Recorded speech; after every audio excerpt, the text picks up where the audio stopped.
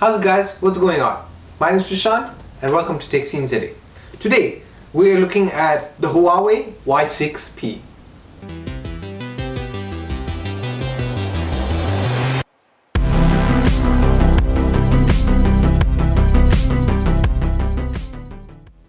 If this is your first time here, you better make sure you're subscribed because you're missing out on some awesome content. So this is the Huawei Y6p, and a couple of weeks back you saw me unboxing it along with the free gifts we received from Huawei, the headphones and the Bluetooth speaker. So after a couple of weeks of using the phone, this is our full review. So the Huawei Y6p was announced in May of 2020, and it has a IPS LCD capacitive touchscreen and has dimensions of 159.1 by 74.1 by 9 millimeters.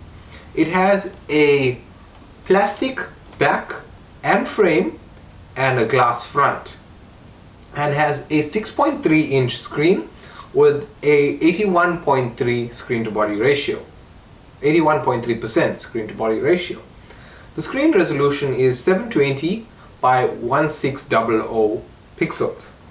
The phone is 185 grams and has Android 10 and EMUI 10.1 with no Google Play services. The chipset is a MediaTek MT6762 Hello 12nm processor. It comes with 64 gigs of storage and 3 gigs of RAM. This phone is only 4G capable. One of the biggest features of the phone is the non-removable lithium-ion 5000 mAh battery, and it has a 10-watt charging feature.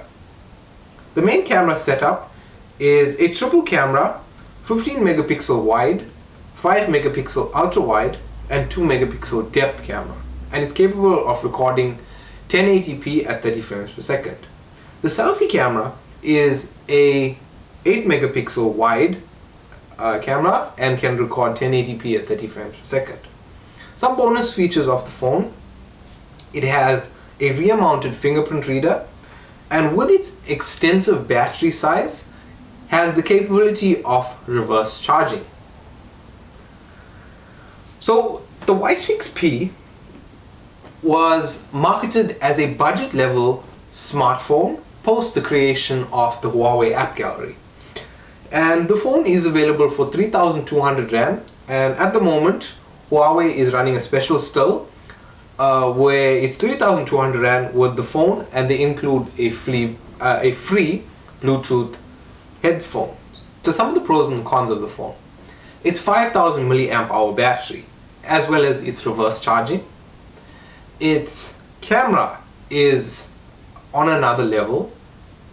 It has a very cost-effective price and has excellent performance compared to other budget smartphones. So some of the cons: it doesn't have any environmental proofing or sealing. Although it's a budget smartphone, it comes with micro USB 2.0. And the biggest con is no Google Play services.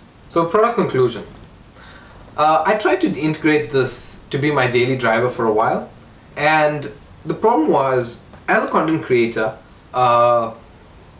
we rely so much on social media and YouTube for content creation that with those things missing, it was kind of hard to integrate myself to use this phone. So it is good to detox from having all your eggs in one basket and relying solely on Google. But again, as a content creator, I wasn't able to do that because we rely so much on the use of YouTube. And I tried to, well, obviously uploads and stuff, I put the data sim which I use to upload videos into the phone in hopes of, using it like that. But I realized, no Google Studio, YouTube Studio, so it was kind of pointless. But I did use it for a little while, and the only use I got out of it was installing Facebook and Instagram. And for the time that I had it, that was the only thing I used to use the phone for, was to scroll through Facebook and Instagram. So it is a good product, and it would have been a million times better if it had Google Play services. But Huawei is making a stance in the market with the creation of the Huawei App Gallery. And granted, it doesn't feature everything in apps from the internet from an international basis, but a lot of the local South African apps, I mean, when I started using it, that was when load shedding kicked in for the first time after a little while. And I mean, the load shedding app was there; it was there to be downloaded. And all the other local apps, your banks, all the supermarkets, Checkers, and Clicks, and stuff, all the local apps were there.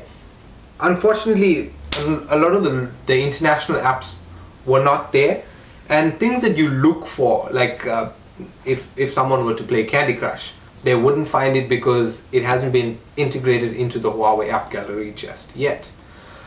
And another point to note that Facebook and WhatsApp,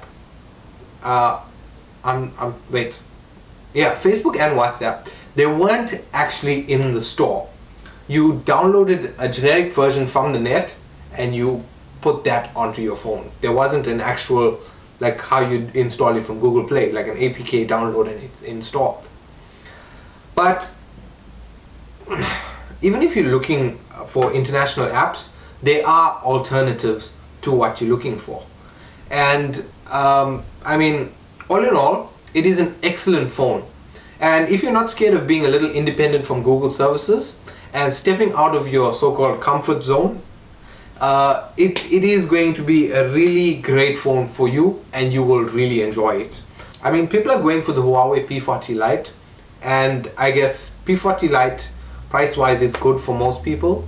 And again, no Google Play services, they're getting by. YouTube, I watch a lot of YouTube, but you can watch YouTube from the net with these phones, but it isn't that easy of an integration, if you understand what I mean. But again, all in all, great phone if you're not scared to walk away a little bit and be independent from Google Play services. Right, so that brings us to the end. If you enjoyed this video, guys, you can let me know by giving a like rating if you did, and getting subscribed if you aren't subscribed already, turning on post notifications so you don't miss any future videos. Guys, thanks for watching. My name is Shan, and I'll see you in the next video.